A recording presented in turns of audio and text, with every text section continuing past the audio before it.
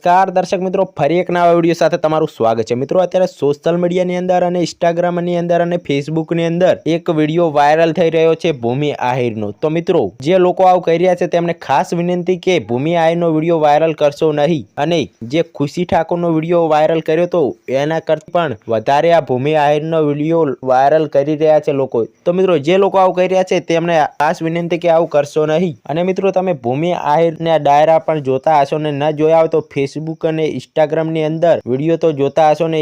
તમને ઇન્સ્ટાગ્રામમાં ભૂમિ આહિરના short video જોવા મળી રહેશે અને યુટ્યુબની અંદર તમે ભૂમિ આહિર સર્ચ કરશો તો તમને ભૂમિ આહિરના ડાયરા પણ જોવા મળી રહેશે। તો મિત્રો જે લોકો આવો વિડીયો ગંદો અપલોડ કરે છે તેમની વિશે ભૂમિ આહિર કોઈ કહી રહ્યા છે એ આપણે વિડીયોમાં જાણવા મળશે। તો વિડીયો સ્કીપ કર્યા વગર વિડીયોમાં છેલ્લે સુધી બન્યા રહેજો, અને ચેનલ પર પહેલી વાર આવ્યો તો ચેનલને સબસ્ક્રાઇબ કરવાનું ભૂલતા નહીં, અને વિડીયો સારો લાગે તો વિડીયોને લાઇક અને આગળ શેર જરૂરથી કરજો, કારણ કે તમારા ફ્રેન્ડ સુધી આ વિડીયો પહોંચે અને તેમને પણ ખબર પડે કે આ વિડીયોમાં શું છે। તો મિત્રો અને તમારા ફ્રેન્ડ અથવા તો તમારા ભાઈ જે આ વિડીયો શેર કરતા હોય તો તેમને પણ ના પાડજો, અને તમે ક્યાંથી વિડીયો જોવો છો તે કમેન્ટની અંદર જરૂરથી બતાવજો। તો મિત્રો ભૂમિ આહિર પણ આ વિડીયો વિશે કહી રહ્યા છે તે આપણને વિડીયોમાં જોવા મળી રહેશે। તો મિત્રો ચાલો હવે વધારે વાત નથી કરવી ને વિડીયોની શરૂઆત કરીએ તે પહેલા આ વિડીયોને લાઈક કરીને આગળ શેર જરૂરથી કરજો ને લ્યો મિત્રો હવે ભૂમિ આહિર આ વિડીયો વિશે શું કહી રહ્યા છે તમે જોઈ લ્યો।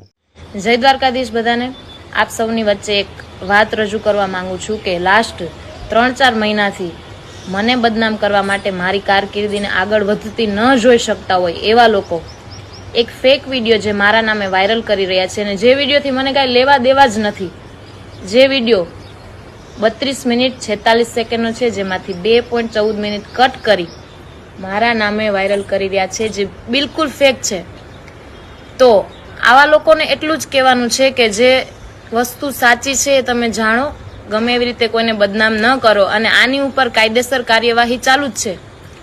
તો જે લોકો અમને આ વિષય ઉપર એકને એક વિષય ઉપર વારંવાર કોમેન્ટ્સ, ઈમેલ્સ, કોલ કરી અને હેરાન કરે છે એવા લોકોને ખાસ કહેવાનું છે કે આની પર કાયદેસર પગલાં લેવામાં આવશે। જો તમારે આને રિક્વેસ્ટ સમજવી હોય તો રિક્વેસ્ટ સમજો, વોર્નિંગ સમજવી હોય તો વોર્નિંગ સમજો।